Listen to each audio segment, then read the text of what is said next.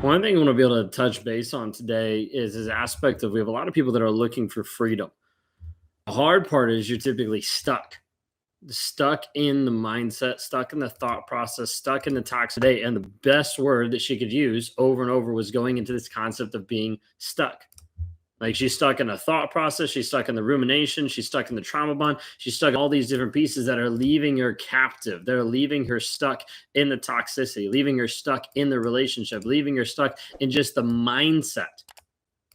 And until we work through changing the mindset, you will always be stuck. It's not about you getting free. It's not about you running away to another place. It's not about you getting to a place where you're completely no contact and then you're magically all better. You'll still be stuck until we actually work on you changing the mindset, changing the thought process. I'd have you consider when you're in a toxic relationship, when you're with a toxic person, you get to a place where you were stuck in your mindset.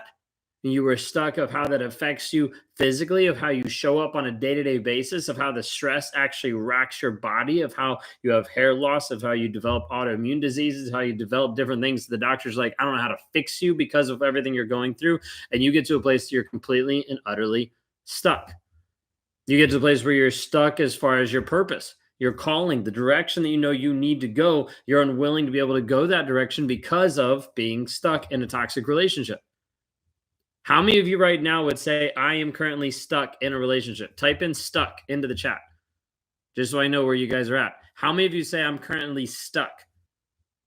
Are you stuck mindset wise? Are you stuck in the actual relationship? Are you stuck out of the relationship and you're still stuck of thinking, ruminating, wanting to go back? How many of you would say I am stuck? Type that into the chat right now. Just type the word stuck.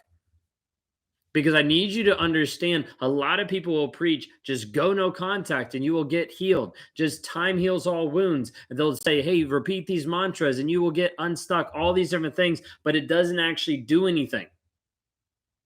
Exactly. I'm 17 months post-divorce and still stuck in the trauma bond, 100%.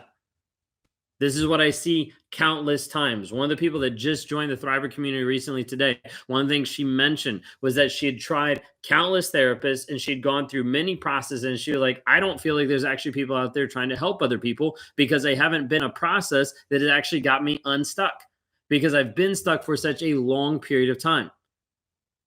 Now, with where you guys are at right now, we had about 17, 20 people say like, hey, I'm stuck. Okay, with where you're at right now, what still has you stuck? Are you stuck in the relationship or are you stuck mentally?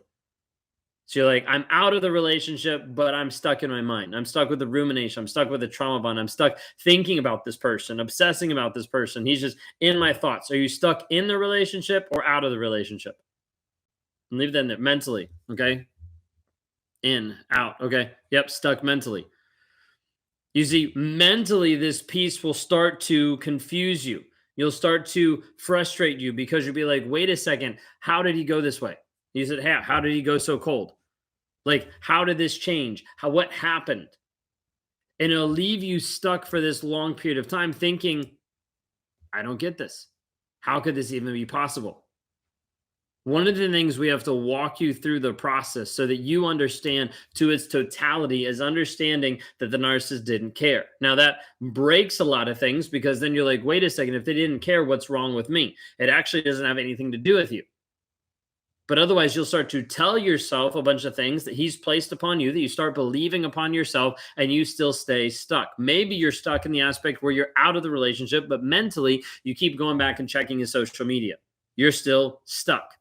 Mentally and emotionally going back to this person over and over and over again. Like mentally, you will stay stuck in the relationship for a long period of time until we change the story that you're actually believing. This is the hard part because your mind is going to want to say, I know the story, I know he's bad, all this kind of stuff. That's not it. Ultimately, there is a story, which is a lie that you are telling yourself that leaves you stuck in this relationship mentally. Maybe it's that you weren't good enough. Maybe it's the doubt of if I would have changed something, he would have stayed. Maybe if I would have given him more sex, he wouldn't have cheated on me. Maybe if I would have done this, then this would have happened. Maybe you're stuck. Yeah, mentally, I keep listening to him. You're stuck because the voice that keeps going into your head is not your own, but is his.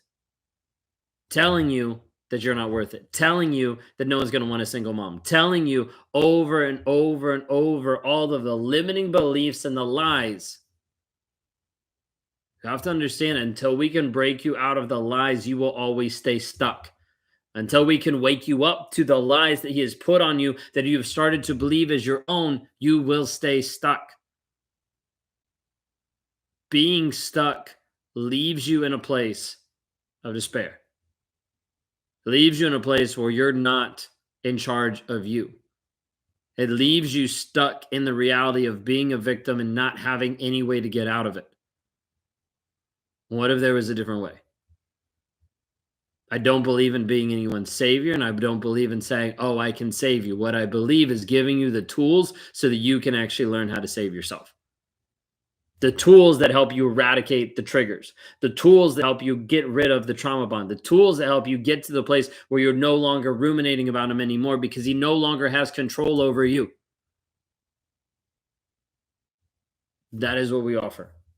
That is what I'm trying to bring to the table, to show people what we're actually doing. This whole piece of understanding that your healing is not going to come with time. Your healing is not going to come by basing it on someone else. Your healing is not going to come by you going no contact and moving across the entire country. Your healing is going to come from you and walking through the pain that you've been through.